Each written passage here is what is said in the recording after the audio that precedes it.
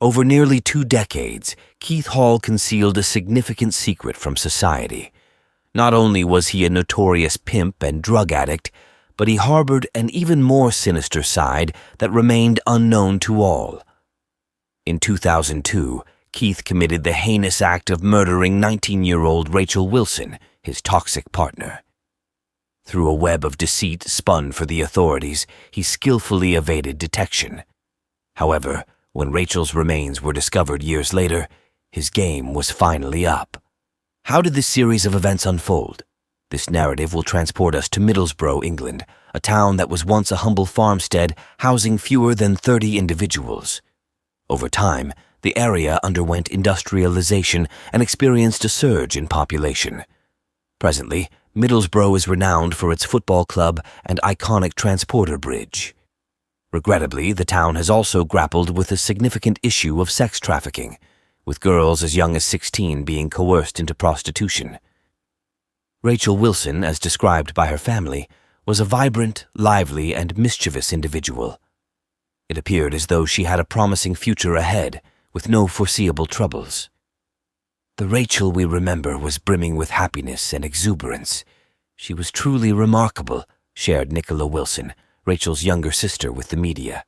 We were inseparable and shared a strong bond. However, everything changed when Rachel met Keith Hall at the tender age of 16. Despite the significant age gap of over 20 years, an unlikely relationship blossomed between them. From the outset, it was evident that their connection was destined for disaster, but Rachel was unaware of the impending consequences. Exploiting her naivety, Keith introduced her to a world of illicit substances, particularly cocaine. Before long, Rachel became heavily reliant on this stimulant. Rachel's transformation from an amazing sister to a victim of addiction was heartbreaking. Her brother Carl recalled how she had always assured him that she would overcome her drug problem before his 18th birthday. However, as Keith's influence grew stronger, Rachel's life spiraled out of control. Desperate for money to sustain their lifestyle, Keith convinced Rachel to engage in prostitution. Trapped by her addiction, Rachel had no choice but to comply. She found herself working the streets of Middlesbrough, sacrificing her body to fuel their drug habits. Despite her sacrifices, Keith's demands only intensified, leading to violent outbursts. Rachel endured both physical and emotional abuse from the man she had once trusted. Fear consumed her as his behavior became increasingly erratic and dangerous. Rachel's family began to notice the drastic changes in her. They became aware of her drug addiction and witnessed the toll it took on her physical appearance. She grew thinner, a mere shadow of her former self. However, they remained oblivious to the abuse she endured at the hands of Keith. Rachel went to great lengths to conceal her suffering. Her mother, Tina Wilson, remembered her as a happy and mischievous teenager, despite the struggles they knew she faced. Eventually, her family sought medical assistance to combat her addictions, but their intervention came too late. On May 30th, 2002, Rachel visited her sister Nicola, a routine occurrence since Nicola had recently given birth. The visit seemed ordinary, just like any other day. After spending quality time with her sister and niece, they bid their farewells. Later that evening, Rachel also spent time with her mother and other relatives. They all decided to visit a fair, and Rachel departed around 11 p.m. Little did they know, this would be the last time any of them would see her alive. As the days passed, Rachel's family grew increasingly worried as they hadn't heard from her. This was highly unusual for Rachel, who had always maintained a close bond with her family despite her lifestyle. Concerned, they embarked on a search for Rachel, checking her apartment and other places she frequented, but there was no trace of her. It was as if she had vanished from the town completely. Nicola, Rachel's sister, later recalled, "Rachel had her own way of doing things, but she always kept in touch. Sometimes we'd wonder where she was, but she'd always reappear a few hours later." Eventually, Rachel's family involved the police, and an extensive search for the missing teenager was launched. The authorities questioned Keith, inquiring about his whereabouts during the time Rachel went missing. Keith claimed that Rachel had run away with a man she had met at the fair, and he had no knowledge of her whereabouts after that. Unfortunately, the investigators had no concrete evidence to pursue. The only lead they had was CCTV footage of Rachel, captured as she walked down Southfield Road, Middlesbrough at 7:02 a.m. on May 31, 2002. Despite intensifying the search in the following days, there was still no sign of Rachel. The search persisted for 16 months, during which the police and Rachel's mother made numerous appeals to the public for any information regarding her disappearance. Although they feared the worst, there was no evidence to confirm her demise. Rachel's entire family was left bewildered, unaware of what had befallen their beloved Rachel. Her mother, in particular, clung to hope that her daughter would return home at any moment.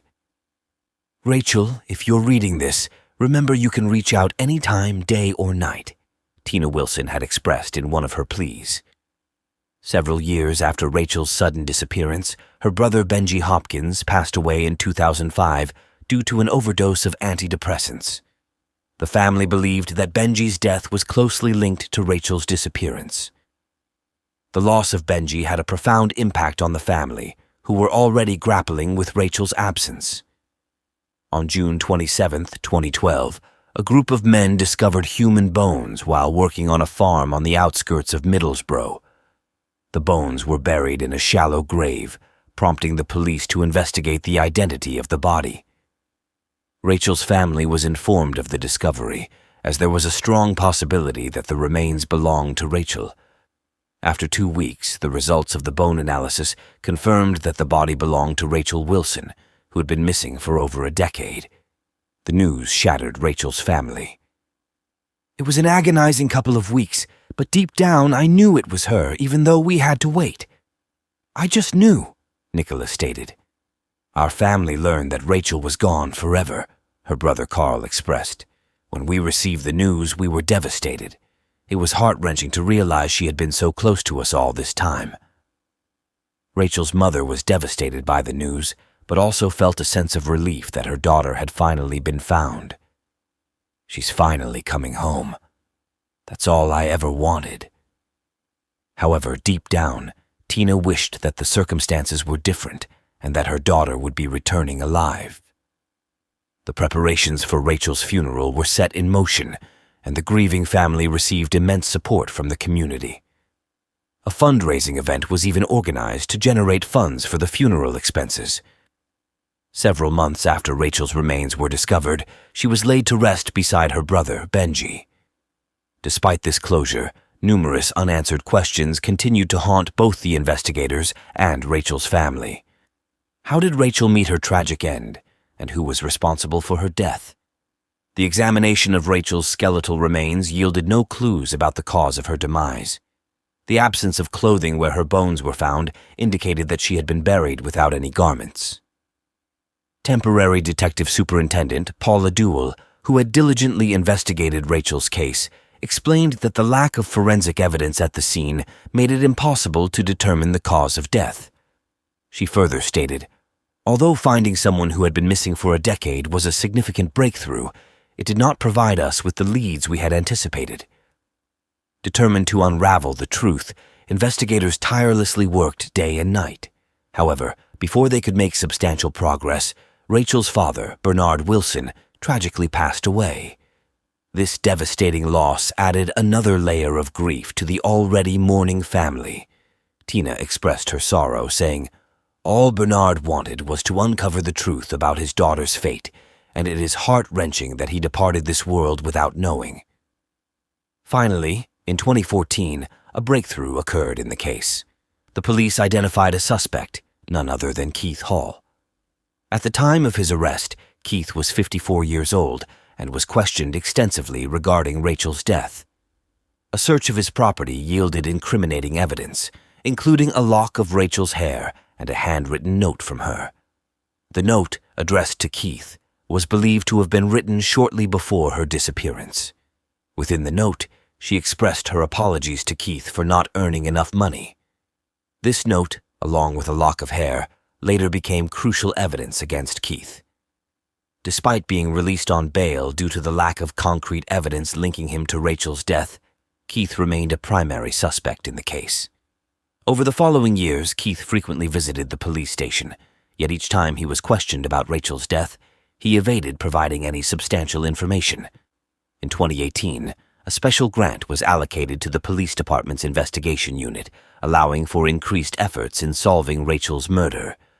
In the subsequent months, investigators interviewed numerous sex workers who were present during Rachel's disappearance, totaling approximately 500 individuals.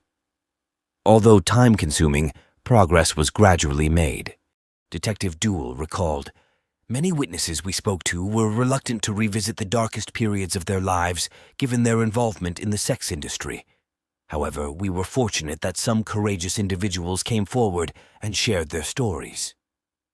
These witnesses shed light on the toxic relationship between Keith and Rachel, revealing how he coerced her into prostitution and physically abused her whenever she failed to meet his financial expectations. These acts of violence often left her with visible bruises. Additionally, another witness disclosed incriminating statements made by Keith following the discovery of Rachel's remains, claiming that he had confessed to killing her. With these revelations, the police's suspicions were confirmed, solidifying Keith as the prime suspect they had been searching for. Keith's suspicious behavior had been noticed from the beginning, but authorities lacked concrete evidence to charge him with any crime. However, as time went on, the case against him grew stronger. Investigators meticulously reviewed hours of CCTV footage surrounding the time of Rachel's disappearance, in addition to gathering witness testimonies. It was during this process that they observed a purple Vauxhall combo van frequently seen in the Middlesbrough area, which they believed was connected to Rachel's murder. Further investigation led them to link the vehicle to Keith. With this mounting evidence, investigators began to piece together the events leading to Rachel's tragic end. They theorized that after Rachel left her family on the day she went missing, she continued her usual work throughout the night. At some point, she encountered Keith, who became enraged by her earnings for the day. This confrontation escalated into physical abuse, and investigators believed that Keith went too far, ultimately causing Rachel's death. Realizing the gravity of his actions, Keith decided to cover up the crime. Authorities suspected that he waited a few days before loading Rachel's lifeless body into his van and disposing of it on a farm where her remains were discovered a decade later. Although this was the prevailing theory, Keith never provided an account of the events or his motives for killing Rachel. In December 2019, he was formally charged with her murder, as well as additional charges of living off immoral earnings and perverting the course of justice. The latter charge stemmed from his attempts to manipulate a key witness into lying to the police. Despite the overwhelming evidence against him, Keith maintained his innocence and pleaded not guilty. A trial date was initially scheduled for June 3, 2020, but due to the outbreak of the coronavirus pandemic, it was postponed to October 6th of the same year. The trial date was once again rescheduled until May 11, 2021, was ultimately agreed upon. On the day the trial was set to commence, he finally admitted that he was responsible for Rachel's death. Although he denied the murder charge, he pleaded guilty to the lesser charge of manslaughter. Additionally, he pleaded guilty to the other two charges brought against him. Following his admission of guilt, a spokesperson for the Crown Prosecution Service, responsible for prosecuting criminal cases, addressed the media regarding the acceptance of Keith's plea for manslaughter. The spokesperson disclosed that the case had posed significant challenges, particularly due to the discovery of Rachel's remains more than a decade later, making it impossible to determine the cause of death or the motive behind it. Proving intent would have been necessary for a murder charge. As a result of Keith Hall's acknowledgement of responsibility for Rachel's death, coupled with other evidential factors, the case was re-evaluated, leading to the decision to accept a plea for manslaughter, stated the spokesperson. They further added, Keith Hall's guilty plea to manslaughter signifies his conviction for killing Rachel and disposing of her body. Our decision was made after careful consultation with both the police and Rachel's family. On November 1, 2021, Keith was sentenced to 18.5 years in prison for manslaughter, living off the proceeds of prostitution and perverting the course of justice. This brought a sense of relief to Rachel's family, who had waited 19 long years for justice to be served. It is difficult to find any solace in this outcome when at the core of this investigation is a vulnerable 19-year-old girl who tragically lost her life, remarked Detective Duell following the sentencing. With Keith behind bars, Rachel's family could begin to take the initial steps towards moving forward. However, Nicola acknowledged that the road ahead would still be incredibly challenging for the family. She mentioned, "While it may bring some form of closure, I doubt we will ever truly find complete closure as our ordeal continues." She went on to say, "I want Rachel to be remembered as the witty, mischievous girl she always was. That chapter of her life was brief. There was so much more to her." Sherry Black, a cherished great-grandmother, was brutally murdered in November 2010, shocking the neighborhood of South Salt Lake. Utilizing every tool at their disposal, investigators followed leads and questioned suspects to determine who would have perpetrated such a heinous murder and why. But for almost 10 years, the case would remain unsolved and justice was elusive. Now, the police has the suspect, and the reason he killed Sherry Black will shock you. Sherry Casey Black was born on the 14th of October 1946. Before her murder, she was married to Earl Black, her high school sweetheart. They have one daughter, Heidi Miller, who subsequently married and blessed her parents with many grandchildren. Before her unfortunate demise, Sherry had a very active role in her daughter's life as well as the lives of her 6 grandchildren and newest great-grandchild. Her first grandson had just arrived in Chile to start his mission for the Church of Jesus Christ of Latter-day Saints, and she was expecting another great-grandchild. Unfortunately, the evil ones wouldn't allow her live to meet her second grandchild. On November 30, 2010, Sherry Casey Black was murdered in the little bookstore she owned on her property in South Salt Lake City, Utah. She had been assaulted and stabbed before her husband, Earl, returned from a conference meeting late at night. Earl instantly dialed 911 for assistance. At the first phase of the investigation, the detectives concluded that the victim did not know the person who killed her and that the murder was an unplanned, random act. The South Salt Lake Police Department started a thorough investigation into Sherry Black's case, going about the neighborhood and asking the locals if they had heard or seen anything suspicious. While this was going on, Earl Black spent a significant amount of the evening in the police headquarters being questioned, as is customary in a case of this nature. The crime scene was searched for hints by detectives from the South Salt Lake Police Department and the crime scene responders from the Utah Bureau of Forensic Services laboratory system. They also reviewed surveillance footage from nearby cameras, spoke with locals and business owners, and processed the building for evidence. They discovered that the perpetrator was hurt while committing the murder and his blood was unknowingly left on a doorframe. A DNA profile was created using this blood after it had been submitted for forensic analysis. 10 years later, this would be necessary to crack the Sherry Black's cold case. The Combined DNA Index System, CODIS, was where the DNA profile was uploaded, and the DNA profile continued to cycle through the database every week in search of a match. Sadly, no match was ever discovered. This indicated that the offender had never caused harm to anyone where he might have left his DNA at a crime scene, or that he had never been apprehended and had his DNA properly obtained in connection to his arrest. Police found it especially puzzling that there didn't appear to be any robbery evidence at the crime scene. There were mountains of books, literally thousands upon thousands of them. It was challenging to determine whether any rare books had been taken, which the police initially suspected could have been a motive for the crime based on an inventory that Sherry had kept in her head. There was still money in the cash register, and there were lots of valuable items that could have been taken but weren't.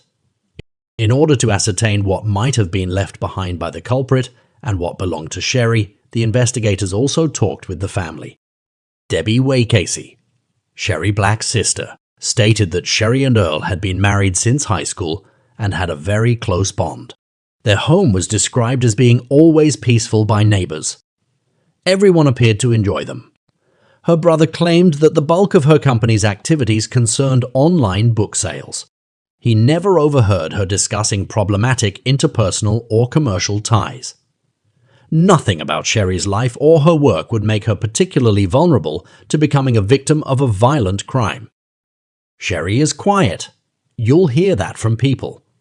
Very unassuming, kind, and friendly, though, and really knew her stuff. She knew books and she was successful at what she did. She had a good reputation in the trade for being honest and having integrity, said Kurt Bench, one of her colleagues in the bookstore business. The following year after Sherry Black's murder in February 2011, the Black family and the South Salt Lake Police Department solicited the help of the Vidocq Society, a non-profit organization that offers top-notch consultation on homicide investigation. The specialists visited Salt Lake City to examine the case. The experts thought the attacker was familiar with the victim. Even though the interaction was really brief, the crime was planned, and it had a sexual motivation. They also believed the culprit was a younger person, no more than 19 years old, who frequented the neighborhood. According to the expert, if the culprit was older, he was likely mentally challenged to have committed such a heinous crime.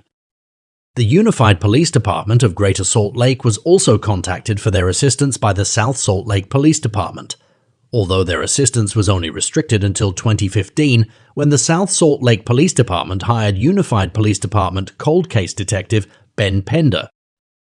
Two of the Vidocq experts, Richard D. Walter and Patrick J. Zerpoli, independently traveled back to South Salt Lake City in May 2015 for a 2-week period to collaborate with the investigators on the case. Sorensen Labs in Utah produced a restricted genealogy profile of the culprit in 2017, using DNA from the crime scene. Detective Ben Pender later learned about Parabon Nanolabs and their work with phenotyping DNA while attending a cold case conference in Washington, D.C. In order to process the killer's blood evidence from Sherry Black's crime scene, the Unified Police Department hired Parabon, which produced a number of age progression pictures of the criminal.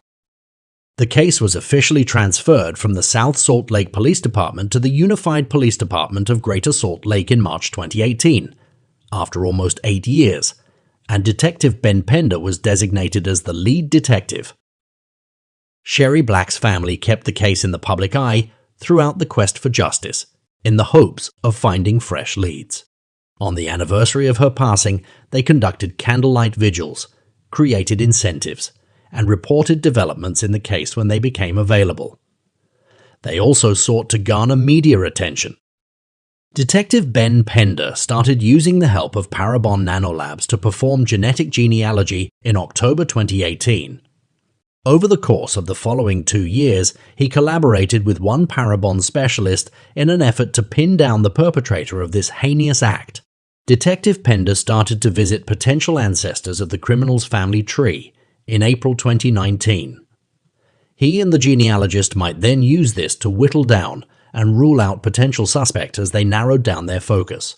Detective Pender traveled all over the United States, visiting members on the family tree and asking questions that may eventually help to identify the murderer. He worked with the Parabon genealogist in between his travels, and she would recommend subsequent actions based on his findings and her research. The genealogist discovered that someone had submitted a DNA profile into GEDmatch in the fall of 2020, a few days before deciding whether Detective Pender was to travel east again or travel towards the west. The submitted DNA profile looked a whole lot closer to the murderer.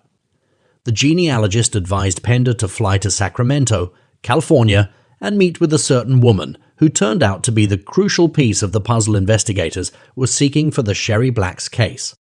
When Detective Ben Pender arrived at her house, she warmly invited him into her home after he introduced himself. She further allowed him to collect a DNA swab from her for analysis. Detective Pender met her adult son, who was home at the time. Pender had a conversation with her son and inquired about the possibility of him knowing about a child from his past.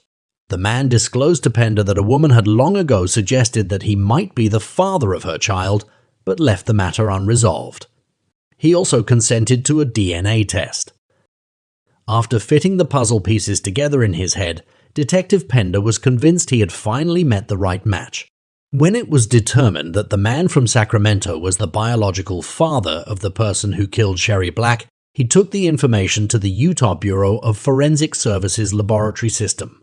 For processing, he was then able to use this information to track down the killer. After being located, the offender's DNA had to be lawfully obtained in order to verify a one-to-one match with the samples taken from the crime scene. Law enforcement secretly collected this sample, and they received the outcomes they had been seeking for 10 years. Adam Durbrow of Orem, Utah, who was 19 at the time of the murder, was consequently apprehended in October 2020 and accusations were made against him. When asked why he did what he did, Adam Durbrow said, "I went into the bookstore. I had no intention at all to do anything. It was a bookstore. I'd love books. I don't know why this happened." Following his arrest, Sherry Black's grandchildren spoke to the judge about how Adam Durbrow caused them trauma and how their grandmother's passing affected their lives. They further claimed that their mother and grandfather suffered even more grief as a result of Sherry Black's death. They then requested a life sentence for Durbrow without the possibility of parole and said they did not want to worry about the whereabouts of the person who killed their grandmother any longer. "For 11 years, I've had to live without Sherry. My life will never be the same. She was beautiful and caring, as everyone has stated. What a wonderful woman she was. But I don't have her anymore. Instead, I have the memory of coming home and finding her. That's what I have left." Earl Black said in court. Adam Durbrow avoided a trial by entering a guilty plea a year later. 4 months later, he was given a life sentence without the possibility of parole.